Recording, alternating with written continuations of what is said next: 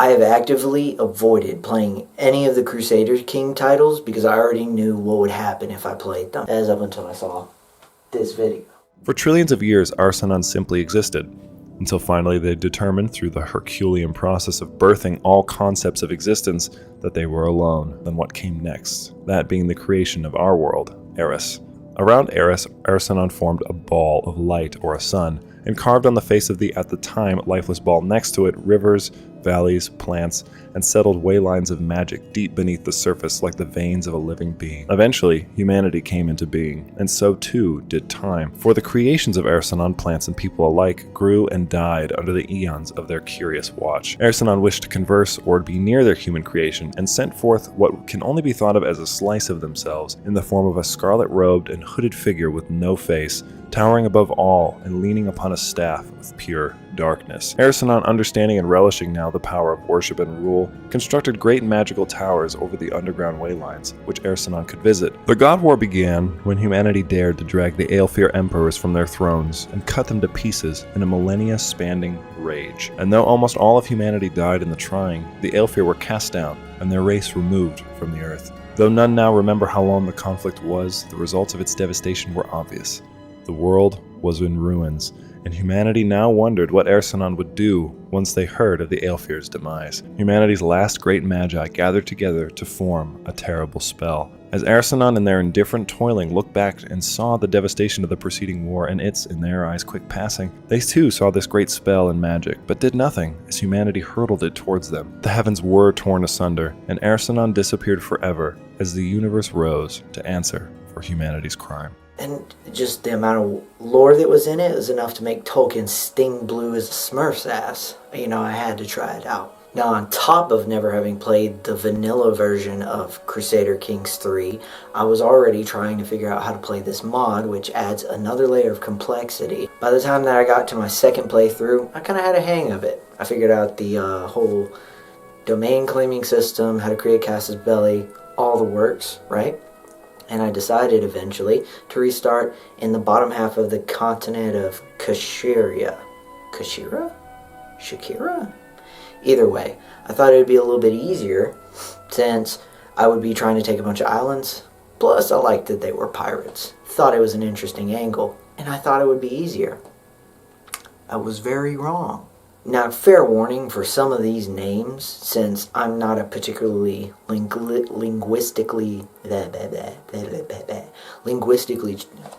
proficient individual, I'll just be giving some of them nicknames, because this is a little bit easier. Now I will attempt, so, don't fault me for my attempts. I'm trying. Anyway, the first character I started as was the member of the Jicana culture down in this little island called Dakali, I think. We're going to call her Big Mama. Big Mama had one goal in life: to expand from this little fledgling couple of dirt poor provinces she had to having a whole kingdom. It's good to be the king. And then maybe eventually move to the mainland. Who knows, Got big aspirations. Now, Big Mama's husband, who we'll call Buck the Cuck, wasn't much in the way of giving her an heir yet, and wasn't much help to begin with. The first thing that Big Mama had her eyes set on is gaining some capital, and any pirate worth their seawater already knows that means raiding. And this raiding would do two things. One, it would help build the infrastructure of the island, and two, it would help my soon-to-be son or daughter be put through college. Because the fun thing about the culture that Big Mama's a part of, the other people like you, the smarter you are. Nerdy pirates. Now, for a little while, it was good. So we would raid a little bit, raid a little bit more. Lou said raid loot because an army would spawn and kick my tail in and I wouldn't be able to leave fast enough. Raid a little bit more. Anyway, all the poor people I was stealing from and giving to me, it worked out pretty well up until the point where my ally right next to me, the first set of islands that I actually planned to get a hold of, non-violently, mind you, I was going to marry in and do the nice thing. Asked me to join a war with them because they had a king that was trying to take over their lands. Sure, why not? Why don't I help you out? Proceed to have the king's army of 10,000 men and his allies show up to my home, say, "Knock, knock, motherfucker," proceed to burn everything to the ground, while my AI ally sat across the pond and watched me get ransacked and pillaged. So much for being in the way of helping our neighbors. But don't worry, I would get around to rectifying that much, much later. But a year later, the same king that had decided to fight my neighbor, which he won that war, by the way. Don't have any illusions that I pulled a win out. I'm still new to this game. Decided that he really did like the look of my lands while he was burning them from the hillside and stealing all the gold out of my treasury, because he declared a war to subjugate me. I'm not stupid, because my garrison hadn't even built back up a year later, so I just submitted. But, it's fine. I can work in the confines of that. Still allowed to pirate and do everything. I'm roughly an autonomous vassal, so I'll make it work. And work, I did make it. I decided that my next target would be that ally that decided that helping me was a little bit out of their forte. Well, you know what's in my forte? Revenge. But it was not meant to be for Big Mama to take the island that she had her eyes on while going off to raid for a little bit more capital to be able to take her neighbor's land from them.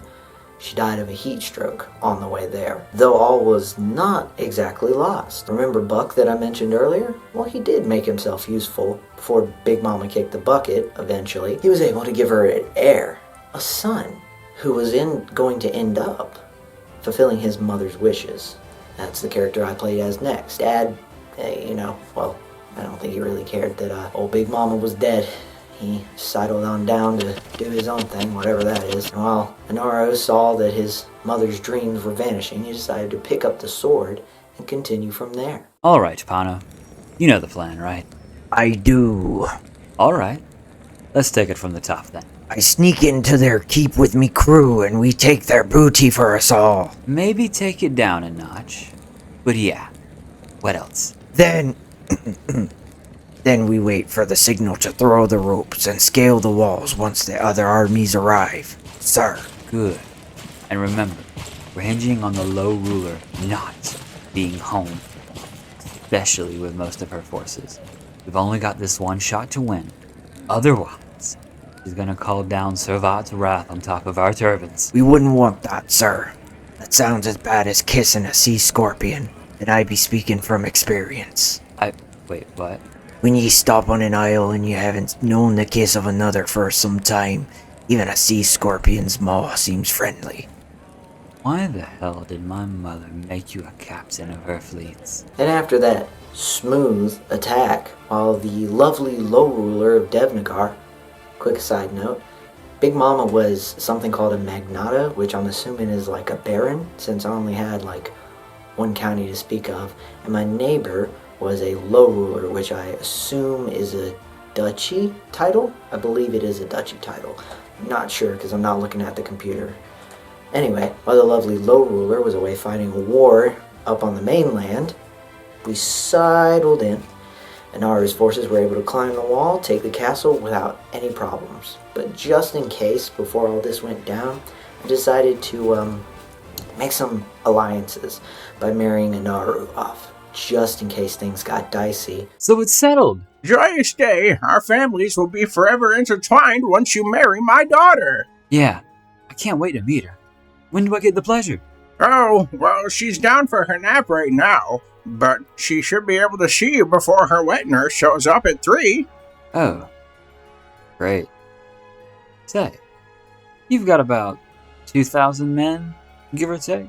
Yes, some of the best the province of Adlerbad can muster, employed in my own service. Why do you ask? So with my newly acquired ill-gotten gains, and that alliance tucked in tighter than a sleeping babe, I was on my way to putting the Kahith name to worldwide fame. But there was a couple other problems. Namely, the king that had subjugated me was still subjugating me. So the next step, obviously, seems like taking over the kingdom, which is what I intended to do. And to do that, obviously, I need more capital.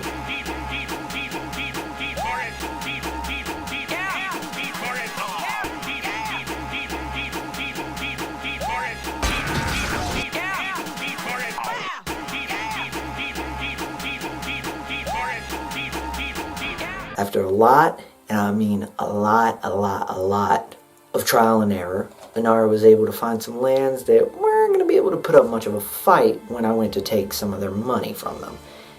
And we got off pretty good. I was able to upgrade some of the provinces, like putting down some stuff that would boost my men-at-arms, which is pretty good.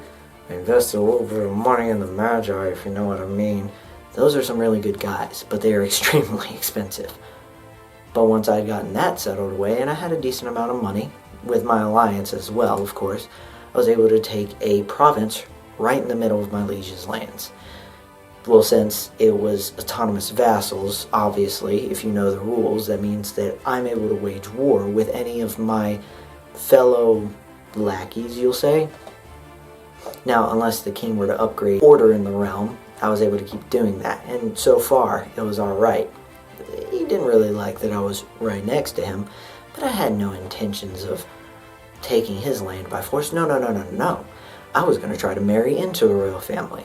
I mean, this is a game of legacies. Come on, man.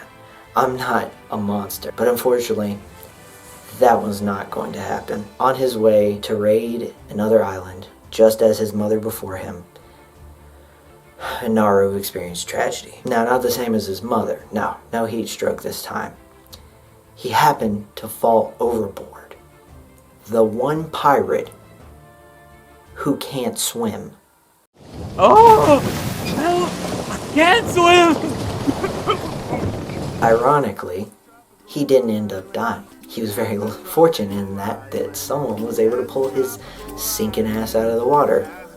But all that sea salt did a number on his neurons. While once a capable and, aspiring ruler who was on his way to success, dipping his head underwater for that long, I'm sure all that sea salt dried out his brain. While he was still intelligent, he was extremely incapable now, and couldn't do much besides read books. He had a learning of 20, by the way, even after the incapable. So, just to show you how smart he was. So at that point, his second wife, nothing happened to the first one, by the way. He's just polygamous. Dude rolled that way, 3 wives. Second wife became regent and did a not so good job running all the lands. In fact, everyone ended up hating her, which wasn't great. And then a few years down the road, Inaru experienced a very particularly potent seizure, just like the ones he had had once he had his drowning accident, except this one would be fatal. Now, while Inaru did end up having at least 4 or 5 children between his 3 wives, I did not end up playing as any of those characters. For whatever reason, I don't understand the game's mechanics. Even if you do have a child with your current player character, it doesn't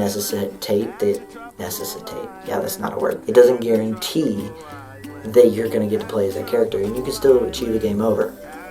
But this isn't the end of the Kahit Dynasty. No. It's just the end of this video. So I ended up playing as the youngest son of Big Mama, who I didn't mention before. Yep, before Big Mama bit the dust, she had 2 kids. Inaru was the oldest, and the youngest being Hanoa. We'll call him Handy Manny. Anyway, so if you would like to, come back next time to see me play as him. And I'm going to keep this going until either the game will not let me or until I lose, which I can understand which one's going to happen first. But we'll remain to see. Maybe I'll get better. Continue to watch. Oh, there we go. Hey, did you enjoy this video? I know I sure did. I don't know what the fuck I'm doing. I'm just batshit in the head, man. Some of those voices tell me that you should continue to watch these videos. You should subscribe. You should like it. You should show other people. Yeah, I'm crazy like